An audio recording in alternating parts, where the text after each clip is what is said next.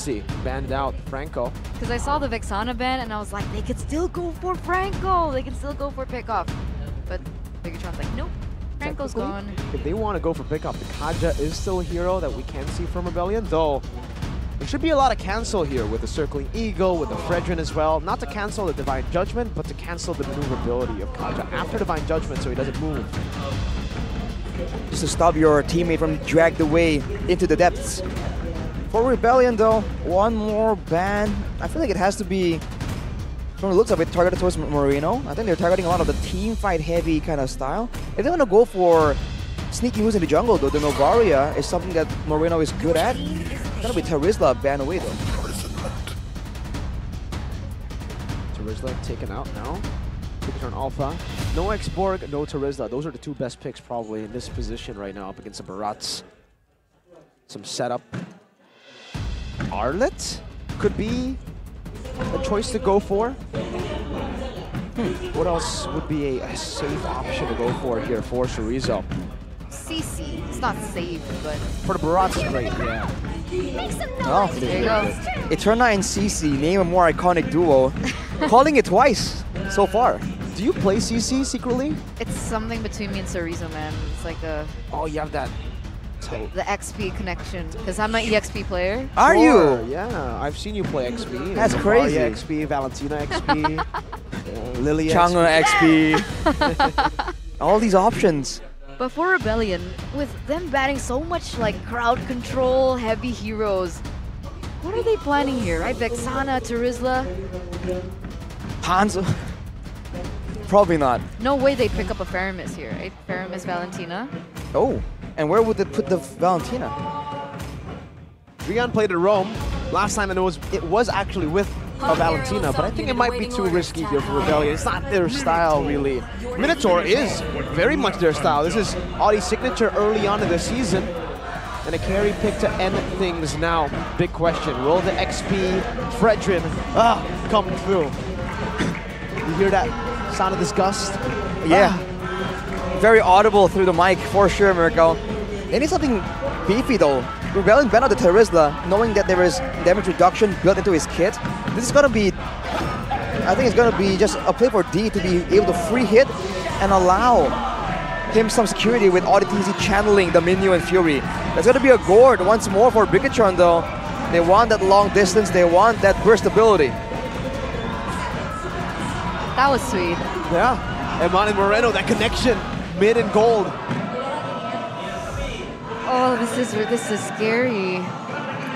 What do you think about the compositions for both teams? I feel like Rebellion, once again, they're playing with their strong suit, right? They want to go for those short initiations, and when they can catch someone, they can delete someone. With a Paquito, with a carry, that's absolutely the case. For Bigatron, it's a lot more balanced as it has been in the past two games.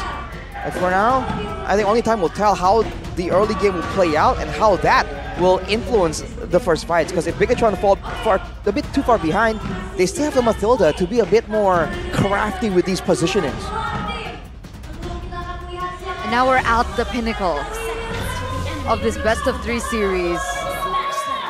With the fate of so many teams in the hands of Rebellion's victory. Everything hangs in the balance. Welcome to Mobile Legends. Welcome to game number 3, the decider game between the Blue Bulls and the Red Robots. The gatekeepers, the final hurdle that Rebellion need to overcome in week number 8. The emblems to begin with. Super Ken always seems to go for this concussive blast. He really wants to keep up in farming speed.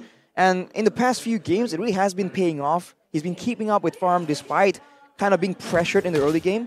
Vincento and the Barats, though, I think they're gonna try and get him ahead right here and maybe use that to try and initially get a bit of an edge, a bit of a lead, especially with the first neutral objective. Okay. Chorizo versus Cars here in the XP lane. Oh, some damage back. A few damage there. But Chorizo moves back now that Vincent has made his way to the bottom lane. There's less 1v1 prowess for Chorizo here, going with the Purify instead of the Vengeance. But that will mean that he's going to be a lot more maneuverable and he can be a bit more freely moving whenever they're in a big team fight and there's a Minyu and Fury. He can ignore it with the Purify and go straight for D and try and zone him out of these big fights. That is a card, an option that Biggie has to explore later on in the game. But Eman with the Master Assassin now trying to exert his dominance against D, who's going full firmness and tenacity. So no aggressive options at all. Both just trying to get him a bit more tankiness in that lane. Also though, so Rizzo with the Purify instead of the Vengeance this game. Over game 1. As we said, he won't be able to just walk in like that. And he won't be able to survive longer against D though if they do go for a bit of a 1v1. So he needs to be a bit careful and be more aware of the damage output. Although again, he can maneuver through from the Terrify, from the knockups that Cars or Vincent will try and apply to him. And it also gives him a layer of outplay against the Daytona's Welcome. Cars not level 4 just yet. King as well though. Naughty TZ has actually hit that level 4 power spike. Super Ken a level ahead of the Barats. Very interestingly, as now some damage comes down. Oh my goodness, Key got knocked out. A Mystic Gush comes in. Super Ken wins out the Red Tree battle just by dashing in. Now gets caught by the Death of his Welcome. And 3 members just lock onto him as Cars zone Rizzo away. Super Ken in the midst of it all. And a Bracer's Wrath finds one. He gets caught in the Mystic Gush and the Flicker as well. But somehow, Super Ken is still alive. Man is tenacious, but finally Auditizi will flicker forwards to take him down with Cars. They had to commit so much just to get Super Ken down. But in the end of the day, Bigatron Alpha hold control over the first neutral objective in that turtle. And Rebellion are able to trade it off with that kill.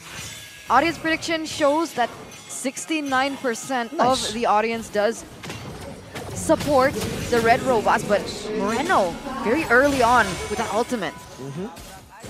Can get out with the guiding wind, but man, Super Ken so tanky so early on in the game with the sustainability. Even though he went for the concussive blast, he did not have a Brave Smite or an Impure Rage or anything of that nature to help him out right there.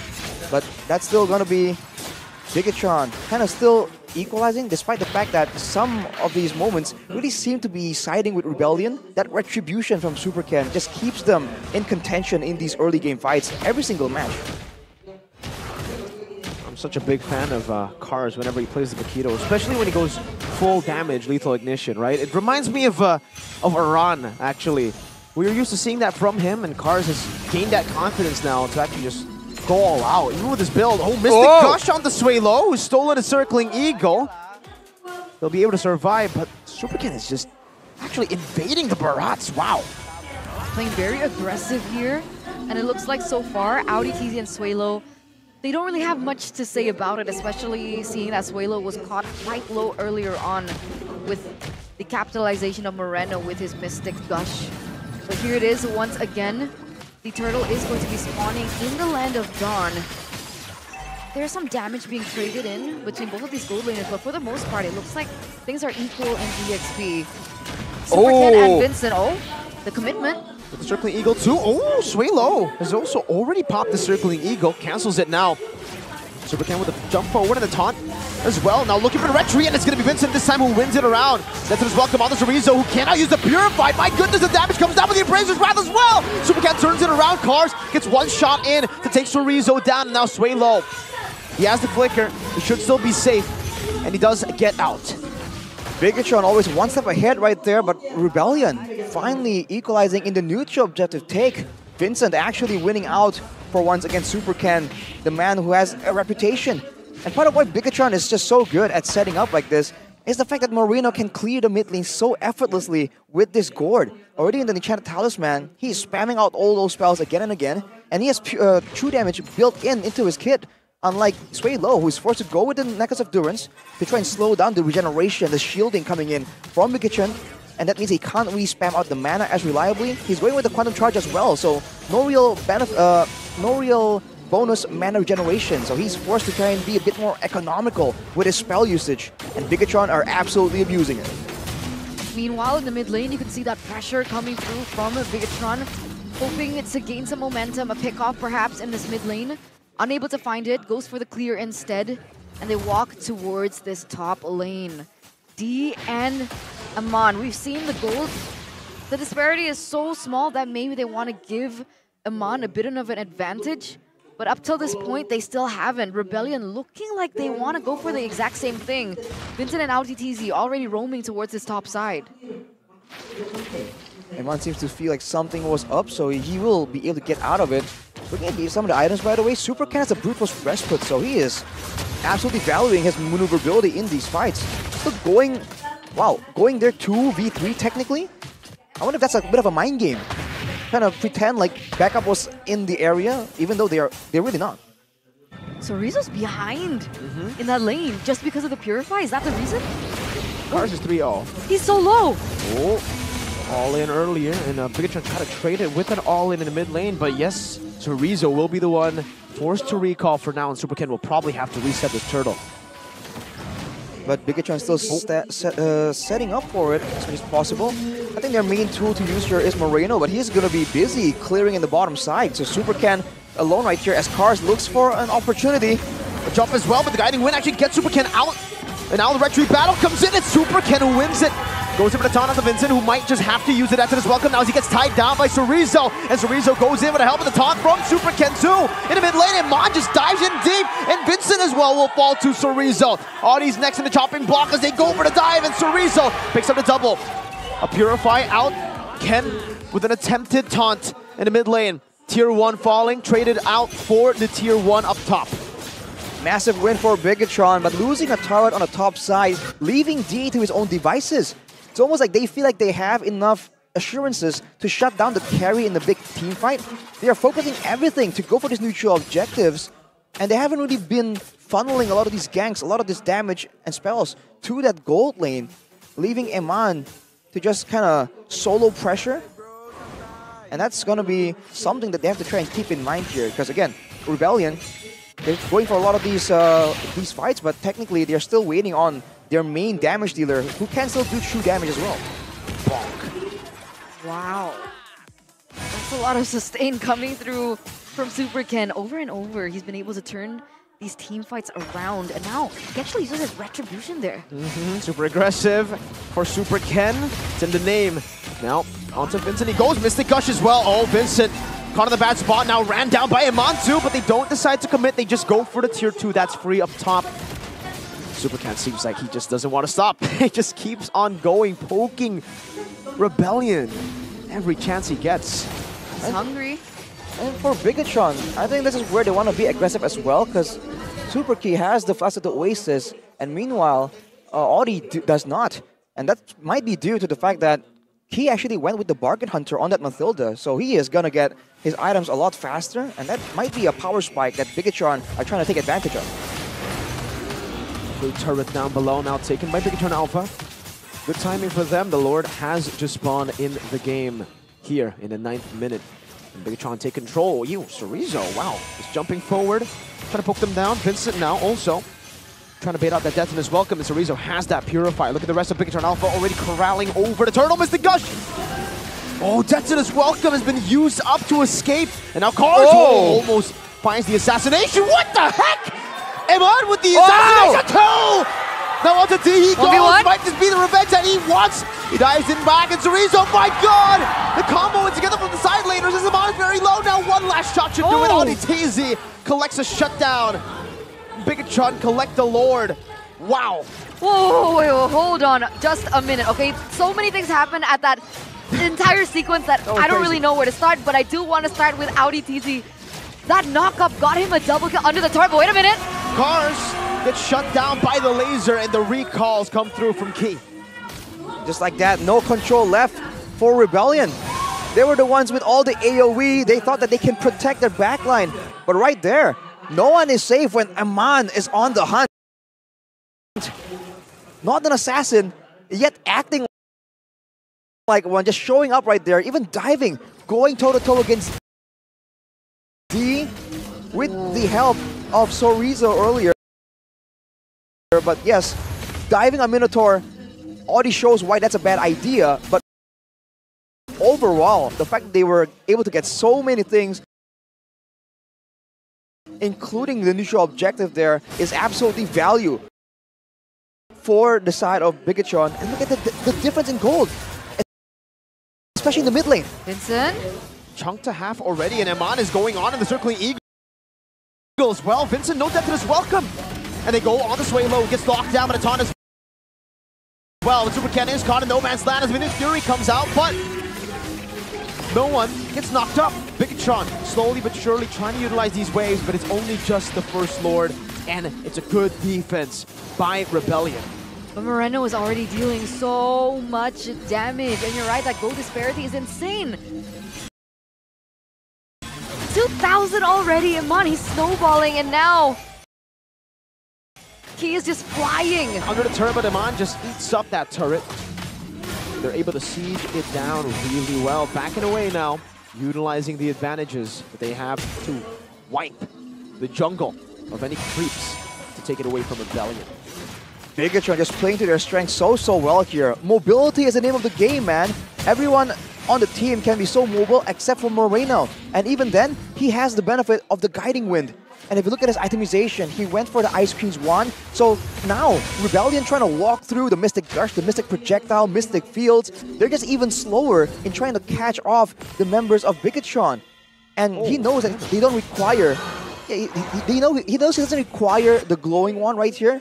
He's not trying to poke, he's trying to burst down these big members. So he goes for more damage, and he goes for the Blood Wings as an option, knowing that Kars is always on the hunt, looking for him in every single team fight. But again, the gold disparity. He's 2k plus gold ahead from Sway Low.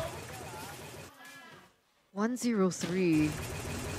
The KDA doesn't reflect how much he's doing for his team. We saw on the damage dealt charts that he was #1 above everyone else, above Iman.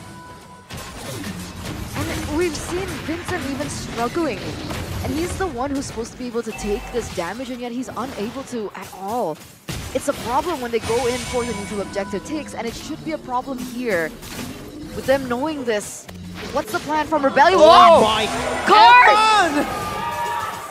The Red Raider! Just taking Kars out now, a desperate attempt. That's Rizzo's life. So Rizzo will fall. That's an XP traded for the XP, but look at Super Ken already up top, taking the Lord. My goodness, what happened there in the bottom lane? Now you see him, now you don't. Aman, what? Stop! You're a monster! 411 KDA so far. They literally started with almost a 0 gold deficit, and now it's 2k plus. I think Kars just got a bit too overconfident, knowing that in general, this should be where the marksmen are scared for their lives. Kars has a Sea Halberd, Hunter Strike, and the Malefic Roar, so he can have burst damage. But Iman himself is at a full inventory slot, and he's going for this huge damage build with the Corrosion Scythe, the Demon Hunter Sword, the Golden Staff, Malefic Roar, and the Endless Battle. So he has a bit of true damage, a bit of burst as well, and he just keeps going for plays like that. That's super crazy, and now you can see that the red robots are taking absolute control over everything. Moreno just dealing out the skills, being able to zone Rebellion away. But here it is, the siege coming through. Another fight in the bottom lane. What happened to Kars again? Kars always just assassinated before the team fight even happens. Bigatron Alpha this time looking to go and siege it down with the Lord. The base wide open. Vincent now tied up. Forcing his welcome is actually cancelled. Can be used up in his Fury now into the back line, but look at the Guiding Wind that helps him to escape. Key with a 2-man knockup. Super Ken with the taunt. D still there. Now looking to clear out the waves. Mystic Gush by Moreno onto Vincent as Iman looks pretty executed in the back with D. Still able to escape for now. Iman slowly but surely going into Rizzo, dashing forward as well. The base is wide open. Look, he just going for it. Bigatron Alpha have reverse swept Rebellion Esports. The gatekeepers of the Blue Bulls are able to defend again. A 2-1 comeback from the Red Robots. This does not mean that the Blue Bulls' chance to the playoffs are over, but it does slim their chances. And it's an amazing turn of events. I thought that they could have won